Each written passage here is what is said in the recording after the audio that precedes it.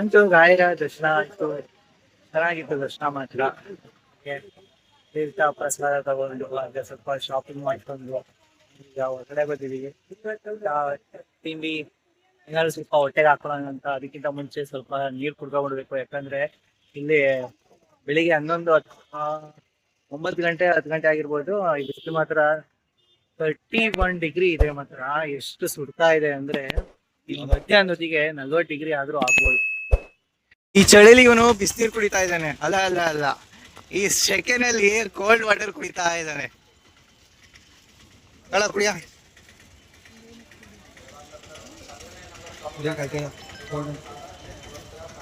ಕುಡಿ ಮಗ. ಎಣ್ಣೆ ಅಲ್ಲ, ನೀರು ಕುಡಿ ಮಗ. ಎಣ್ಣೆ ಕುಡಿ ಅಂತ ಹೇಳುವಂತ ಏನಂತ. ನಾನು ಬ್ಲಾಗ್ ಮಾಡ್ಬೇಕಾದ್ರೆ, ನಾನು ವಿಡಿಯೋ ರೆಕಾರ್ಡ್ ಮಾಡ್ಬೇಕಾದ್ರೆ ಏನಾದ್ರು ರಿಯಾಕ್ಟ್ ಮಾಡ್ತೀರಾ? ಅವ್ನು ಮಾಡ್ಬೇಕಾದ್ರೆ ಏನು ಮಾಡ್ಲಿಲ್ಲ.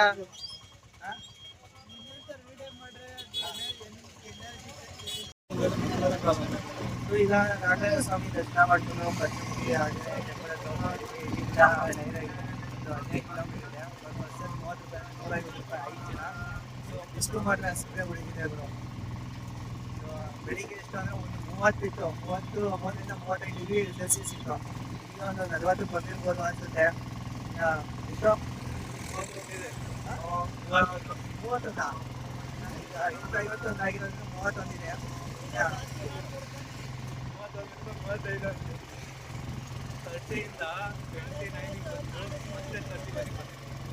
12 ಗಂಟೆ ಆಗೋದಿಗೆ 40 ಆಗ್ಬೋದಾ? 42 ಗಂಟೆ ನೋಡೋಣ.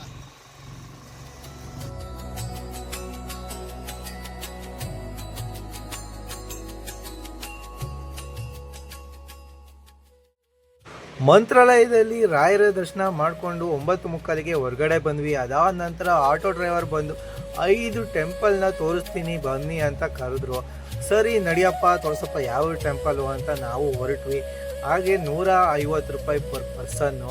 ಸೊ ಸ್ವಲ್ಪ ಲಾಸ್ ಅಂತಲೇ ಹೇಳ್ಬೋದು. ಸರಿ ಅಂತ ಹೊರಟ್ವಿ. ಅಲ್ಲಿಂದ ನಾವು ಹೋಗಿದ್ದು ಅಭಯಾಂಜನೇಯ ಟೆಂಪಲ್. ಇದು 33 ಅಡಿ ಇದೆ. ಇದಕ್ಕಿಂತ ಮುಂಚೆ ಏನು ಮಂತ್ರಾಲಯ ಗೇಟ್ ತಲುಪ್ತೀವಲ್ಲ, ಅದರ ಎಂಟ್ರೆನ್ಸಲ್ಲೇ ಕೂಡ ನಾವು ಈ ಟೆಂಪಲ್ನ ನೋಡ್ಬೋದು.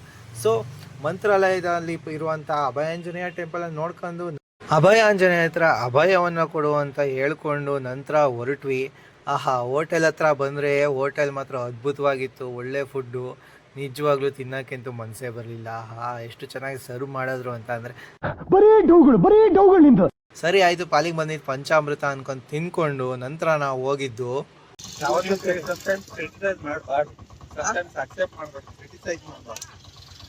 ನನ್ನ ಕೆಲಸನೇ ಕ್ರಿಟಿಕ್ ಮಾಡೋದು.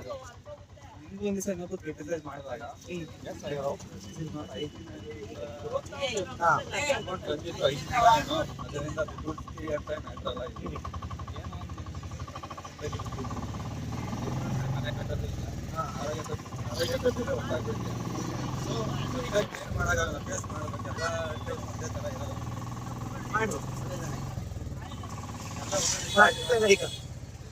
ಮಾಡ್ಲಿಲ್ಲ. ಓಕೆ, ಪರವಾಗಿಲ್ಲ. ಏನಂತಂದ್ರೆ ಇಲ್ಲಿ ಚಟ್ನಿ ಚೆನ್ನಾಗಿತ್ತು, ಬಟ್ ಹೈಜೀನ್ ಇಲ್ಲ. ಅಂದರೆ ಹ್ಯಾಂಡ್ ಕೈಯೆಲ್ಲ ಅದರೊಳಗೆ ಹಾಕ್ಕೊಂಡು ಆ್ಯಕ್ಚುಲಿ ನಾನು ಕೊಡ್ತೀನಿ ಕೇಳಿ 5 ಸ್ಟಾರ್ಗೆ ಜಸ್ಟ್ 1.5 ಮಾತ್ರ ಬರೋದು. ಯಾಕಂತಂದರೆ ನಾನು ಕೊಟ್ಟಿದ್ವಿ ಕೊಟ್ಟೆ ಬರ್ತೀನಿ.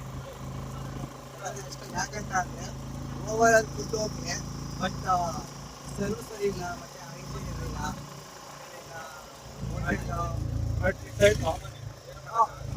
ಚೆನ್ನಾಗಿ ಇಂಪ್ರೂವ್ ಮಾಡ್ಬೋದು.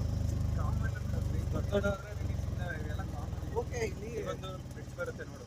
ಹೌದಾ, ಇಲ್ಲಿ ಕಾಮನ್ ಹೌದು, ಬಟ್ ಆದರೂ ಅಷ್ಟೇ ಚೆನ್ನಾಗಿ ಮಾಡ್ಬೋದು ಅಂತ ಹೇಳಿದಷ್ಟೇ. ಇನ್ನೊಂದೇನು ಅಂತಂದರೆ ನಾನು ಅಬ್ಸರ್ವ್ ಮಾಡಿದೆ ಅಂತಂದರೆ ಒಂದು ಏನು ಸರ್ವ್ ಮಾಡೋದಕ್ಕಿಂತ ಮುಂಚೆ ಏನು ಊಟ ಎಲ್ಲ ಆಗಿರುತ್ತಲ್ಲ, ಅದನ್ನ ಬಿಟ್ಟು ಅದಾದ ಮತ್ತೆ ಅದೇ ಕೈಯಲ್ಲಿ ಸರ್ವ್ ಮಾಡೋಕ್ಕೆ ಬಂದು. ಸೊ ಅದು ಇಷ್ಟ ಆಗಿಲ್ಲ. ಅದು ನೀನು ಹೇಳ್ಕೊಡೋಕ್ಕಾಗಲ್ಲ.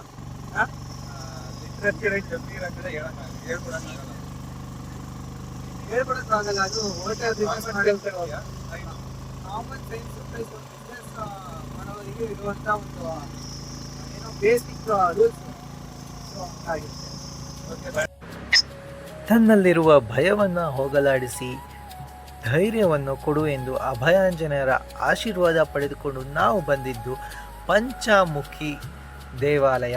ಶ್ರೀ ರಾಘವೇಂದ್ರ ಸ್ವಾಮಿಯವರು ತಪಸ್ಸು ಮಾಡಿ ಪಂಚಮುಖಿ ಕ್ಷೇತ್ರದಲ್ಲಿ ರಾಯರಿಗೆ ಆಂಜನೇಯ ಸ್ವಾಮಿಯ ದಿವ್ಯ ಅನುಗ್ರಹ ದೊರೆತಂತಹ ಸ್ಥಳ. ಹನುಮಂತರ 5 ದೈವಿಕ ಮುಖಗಳು, ಹನುಮಾನ್, ನರಸಿಂಹ, ಗರುಡ, ವರಾಹ ಹಾಗೂ ಹಯಗ್ರೀವ. ಈ ಪಂಚಮುಖ ರೂಪ ಶಕ್ತಿ, ರಕ್ಷಣೆ, ಜ್ಞಾನ ಮತ್ತು ವಿಜಯದ ಸಂಕೇತವಾಗಿ ಶ್ರೀ ರಾಘವೇಂದ್ರ ಸ್ವಾಮಿಯವರು ತಪಸ್ಸು ಮಾಡಿದಂತಹ ಸಮಯದಲ್ಲಿ ಅವರಿಗೆ ದಿವ್ಯ ಅನುಗ್ರಹ ದೊರೆಯಿತು ಎಂದು ನಂಬಿಕೆ ಇದೆ. ಇನ್ನು ಈ ಗುಹೆಯಲ್ಲಿ ಪವಿತ್ರ ಸ್ಥಳವಾಗಿದ್ದು ಸ್ವಾಮಿಯ ದರ್ಶನವನ್ನು ಪಡೆಯಬಹುದು. ರಾಯರ ಪಾದಚಿಹ್ನ ಒಂದು ದರ್ಶನ ಕೂಡ ಆಗುತ್ತೆ.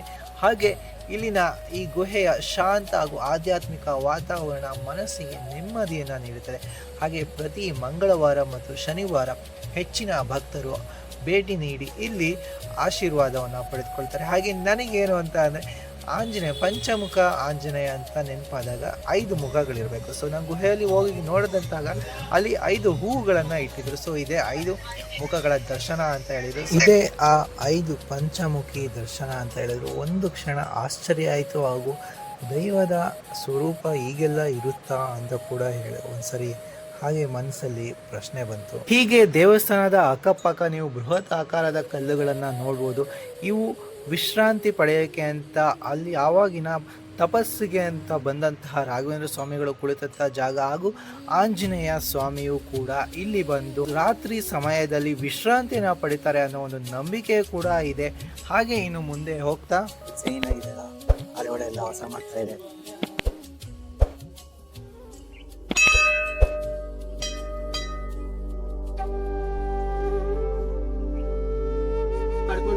ಅಲ್ಲಿ ಜಪ ಮಾಡ್ತಿದ್ರು. ಇಲ್ಲಿ ರಾಯರು ಬರುವಾಗ ಮುಂಚೆ ಶ್ರೀ ಪಂಚಮುಖಿ ಪ್ರಾಣದೇವರು ಆಂಜನೇಯ ಸ್ವಾಮಿ ದರ್ಶನ ಆಯ್ತಾ ಅಲ್ಲಿ. ಆ ಆಂಜನೇಯ ಸ್ವಾಮಿ ಮಾನವ ರೂಪದಲ್ಲಿ ಬಂದು ಮೊದಲು ಈ ಸ್ಥಳಕ್ಕೆ ಬಂದು ಈ ಸ್ಥಳದಲ್ಲಿ ಊರ ಹೆಸರು ಮಂತರು ಮನಂತಪುರ ಅಂತ. ಆಂಜನೇಯ ಸ್ವಾಮಿ ಬರುವಾಗ ಮಾನವ ರೂಪದಲ್ಲಿ ಬರುವಾಗ ಮನಂತಪುರ ಅಂತ ಊರ ಹೆಸರು. ಆಗ ಮಾನವ ರೂಪದಲ್ಲಿ ಆಂಜನೇಯ ಸ್ವಾಮಿ ಬಂದು ಈ ಮಹಾಲಕ್ಷ್ಮೀ ದೇವಿಯಲ್ಲಿ ಇರ್ಲಿಕ್ಕೆ ಜಾಗ ಕೊಡು ನನಗೆ ಅಂತ ಕೇಳಿದ್ದಾರೆ. ಆಂಜನೇಯ ಸ್ವಾಮಿ ಹೇಳಿದ್ದಾರೆ, ಈ ಅಮ್ಮ ಪ್ರತ್ಯಕ್ಷ ಆಗಿ ತಕ್ಷಣವೇ ಅಲ್ಲಿ ವ್ಯವಸ್ಥೆ ಮಾಡಿಕೊಟ್ಟು ನೀನು ಆ ಸ್ಥಳದಲ್ಲಿ ಇರು, ನಾನು ಈ ಸ್ಥಳದಲ್ಲಿ ಇರ್ತೀನಿ ಅಂತ. ಆಗ ರಾಘವೇಂದ್ರ ಸ್ವಾಮಿಗಳು 13 ವರ್ಷ ಕಾಲ ಜಪ ಮಾಡ್ತಿದ್ರು ಬಿಚ್ಚಲಲ್ಲಿ. ಅಲ್ಲಿಂದ ಸಂಚಾರ ಮಾಡ್ಕೊಂಡು ಪಾದಯಾತ್ರೆ ಮಾಡ್ಕೊಂಡು ಬಂದು ರಾಘವೇಂದ್ರ ಸ್ವಾಮಿ ಮೊದಲು ಯಮಗೆ ಪೂಜೆ ಮಾಡ್ಕೊಂಡು ಸ್ಥಳದಲ್ಲೇ ವಾಸ ಮಾಡ್ತಿದ್ರು. ರಾಘವೇಂದ್ರ ಸ್ವಾಮಿಗಳು ಮೊದಲು ಯಮನ ಹತ್ರ ಆದಿಶಕ್ತಿ ಅನುಗ್ರಹ ತಗೊಂಡೆ ಅಲ್ಲಿಗೆ ಹೋಗ್ಬಂದ್ರ ಪಂಚಮುಖಿ ಆಂಜನೇಯ ಸ್ವಾಮಿ ಹತ್ರ 12 ವರ್ಷದಲ್ಲಿ ರಾಘವೇಂದ್ರ ಸ್ವಾಮಿ ತಪಸ್ಸು ಮಾಡಿದ್ರಲ್ಲಿ ಆ ತಪಸ್ಸು ಮೆಚ್ಚಿ ಆಂಜನೇಯ ಸ್ವಾಮಿ ಅಪರೂಪದಲ್ಲಿ 5 ಮುಖದಲ್ಲಿ ಆಂಜನೇಯ ಸ್ವಾಮಿ ರಾಘವೇಂದ್ರ ಸ್ವಾಮಿಗಳಿಗೆ ಪ್ರತ್ಯಕ್ಷ ಆಗಿತ್ತು. ಅಲ್ಲಿ ಪ್ರತ್ಯಕ್ಷ ಆಗಿ ರಾಯರಿಗೆ ಮಂತ್ರಾಲಯಕ್ಕೆ ಹೋಗಲಿಕ್ಕೆ ದಾರಿ ತೋರಿಸ್ಕೊಟ್ಟಿದ್ರು. ಆಂಜನೇಯ ಸ್ವಾಮಿ ಪಾದಗಳಿದ್ದಾವೆ ಅಲ್ಲಿ ಎಂಟ್ರೆನ್ಸ್ ಅಲ್ಲಿ, ಆ ಪಾದಗಳು ಕ್ಲೋಸ್ ಮಾಡಿದಾರ. ಮಧ್ಯದಲ್ಲಿ ಆಂಜನೇಯ ಸ್ವಾಮಿ, ನರಸಿಂಹ, ಗರುಡ, ಹಯಗ್ರೀವ, ವರಾಹ ಇವರು 5 ರೂಪದಲ್ಲಿ ರಾಘವೇಂದ್ರ ಸ್ವಾಮಿಗಳಿಗೆ ದರ್ಶನ ಕೊಟ್ಟಿದ್ದಕ್ಕೆ ಈ ಕ್ಷೇತ್ರ ಪಂಚಮುಖ ಕ್ಷೇತ್ರ. ಇದು ಪಂಚಮುಖ ಅಂದ್ರೆ ರಾಯರ ತಪಭೂಮಿ, ರಾಯರ ಮನೆದೇವರ ಯಮ್ಮ, ತಿರುಪತಿ ವೆಂಕಟೇಶ್ವರ ಸ್ವಾಮಿ, ಲಕ್ಷ್ಮೀದೇವ, ಆಂಜನೇಯ ಸ್ವಾಮಿ ಇವರೆಲ್ಲರೂ ದರ್ಶನ ತಗೊಂಡೆ ಗುರುಗಳು ಹೋಗಿದ್ದಾರ ಮಂತ್ರಾಲಯಕ್ಕೆ. ಅಲ್ಲಿ ನೋಡಿದ್ರ ಗ್ರಾಮ ದೇವತ ಮಾಂಚಲಮ್ಮ ನೋಡಿದ್ರ ನೀವೆಲ್ಲರೂ ರಾಯರ ಪಕ್ಕದಲ್ಲಿ. ಆ ಮಾಂಚಲಮ್ಮ ತಾಯಿ ಇರ್ಲಿಕ್ಕೆ ಜಾಗ ಕೊಟ್ಟಿದ್ದಲ್ಲ ಗುರುಗಳಿಗೆ. ರಾಘವೇಂದ್ರ ಸ್ವಾಮಿಗಳು ಮಾಂಚಲಮ್ಮ ಅನುಗ್ರಹ ತಗೊಂಡು ಅಲ್ಲಿ ಬೃಂದಾವನಾಗಿದ್ದಾರ. ಲಕ್ಷ್ಮೀದೇವನ ಶಂಕುಚಕ್ರ ಗಂಧ ಚಿತ್ರ ನೋಡ್ತಾರೆ. ತಲೆ ಬಗ್ಗೆ ನೋಡ್ರಿ ತೋರಿಸಪ್ಪ ಗುರುಗಳ ಶಂಕುಚಕ್ರ. ಮತ್ತೊಂದ್ಸತಿ ಶಂಕುಚಕ್ರ ನೋಡಿ, ಶಂಕುಚಕ್ರ ಗಜ ಕಮಲಾಸನದಿಂದ ರಾಯರಿಗೆ ದರ್ಶನ ಕೊಟ್ಟಿದ್ದಾರೆ. ಯಾರು ಕೆತ್ತಿರೋದಂತಲ್ಲ, ಲಕ್ಷ್ಮೀ ದೇವಿ ಸ್ವರೂಪಿಣಿ. ಇಲ್ಲಿನ ಗ್ರಾಮಸ್ಥರು ಎರೆಕಲ್ಲ ಮಂತ್ರ ಅರಿಕೆ ನೀಡ್ತಾಳೆ. ಈಗ ಎಲ್ಲರ ಮಂಗಳಾರತಿ ತಗೊಳ್ಳಿ. ಓಂ ಸರ್ವಮಂಗಳ ಮಂಗಳೇ ಶಿವೇ ಸರ್ವಾಧಿಕಾರಿಕೆ ಶರಣ್ಯ ಗೋವಿಂದ. ಇಲ್ಲಿ ಅಮುದ ಲಕ್ಷ್ಮೀ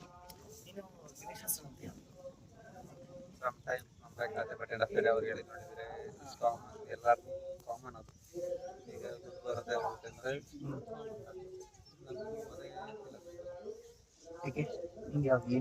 ನಾವು ಸ್ವಲ್ಪ ದುಡಿದ್ರೆ ತಿನ್ಬೇಕಂತ ತಿಂದ್ರೆ ಕೈಗೆ ಹೋಯ್ತದೆ. ಸೊ 50-50 ಇನ್ನೂ ನಿಮ್ಗೆ ಗೊತ್ತಾ, ಈ ಗಣೇಶೋತ್ಸವ ಅಂದಾಗ ಸೇಮ್ ನಮ್ಮ ಲೈಫಲ್ಲಿ ಏನು ನಡೀತೆ, ಒಂದು ಹಣಕಾಸು, ಮತ್ತೆ ವಿದ್ಯೆ, ಮತ್ತೆ ಉದ್ಯೋಗ, ಆಮೇಲೆ ಇನ್ನೊಂದು ಸಂಸಾರ. ಈ 5 ಕೂಡ ಸಮಸ್ಯೆ ಇದೇ ಇರುತ್ತಲ್ಲ, 5 ಹೇಳಿದ್ರು ಸಮಸ್ಯೆ ಇರುತ್ತಲ್ಲ. ಸೊ ಅದನ್ನ ಹಿಂಗೆ ಕರೆಕ್ಟಾಗಿ ಆ ಥರನೇ ಹೇಳ್ಕೊಡ್ತಾರೆ. ನಾನು ಇಂದು ಕಣ್ಸರಿದೆ ಒಂದು ಸತ್ಯವನ್ನ ನೋಡಿದೆ.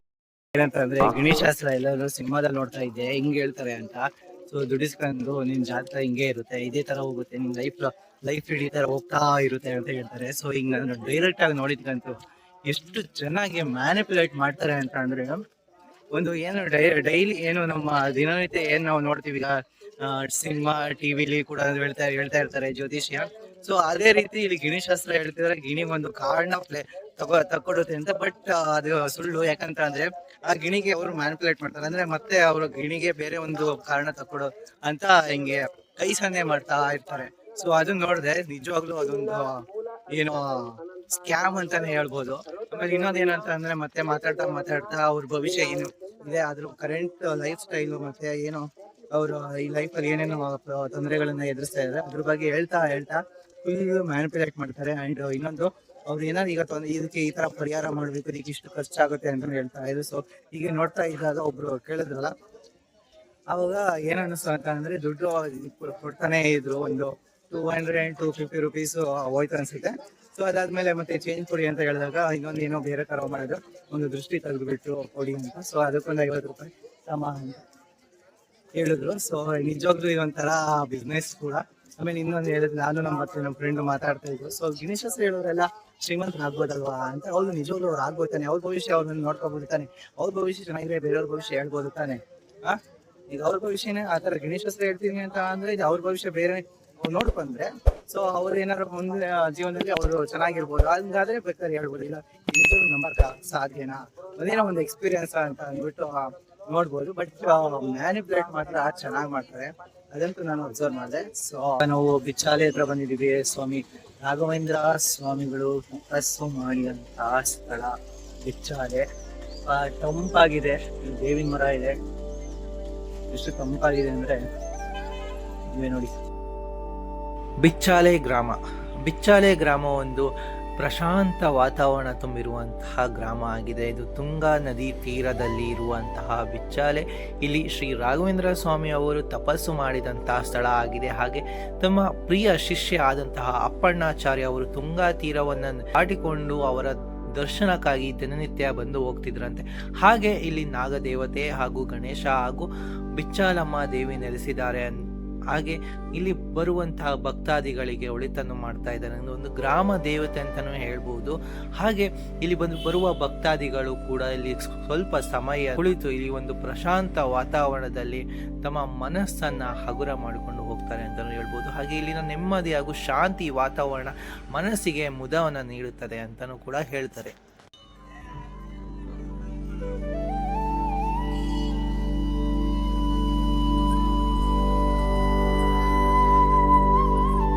ಸೊ ಇಲ್ಲಿ ಮೇನ್ ಶ್ರೀ ಬಿಚ್ಚಾಲಮ್ಮ ದೇವಿ ಇರುವಂತಹ ಸ್ಥಳ ಹೇಗಿದೆ ದರ್ಶನ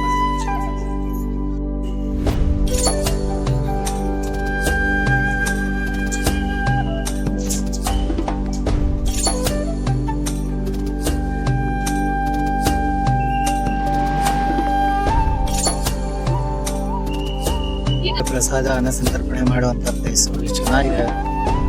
ಚಾವಣಿನೂ ಹಾಕಿದಾರಲ್ಲ, ಎಷ್ಟು ಚೆನ್ನಾಗಿದೆ ಅಂಡ್ ಅಷ್ಟೇ ಕ್ಲೀನ್ ಆಗಿದೆ, ನೀಟ್ ಇದೆಲ್ಲ. ಅಪ್ಪಣ್ಣಾಚಾರ್ಯ ಮನೆ ಇದು ಬಿಚ್ಚಾಳೆಯ ತುಂಗಭದ್ರಾ ನದಿಯ ತೀರದಲ್ಲಿರುವಂತಹ ಪವಿತ್ರ ಸ್ಥಳ ಆಗಿದೆ.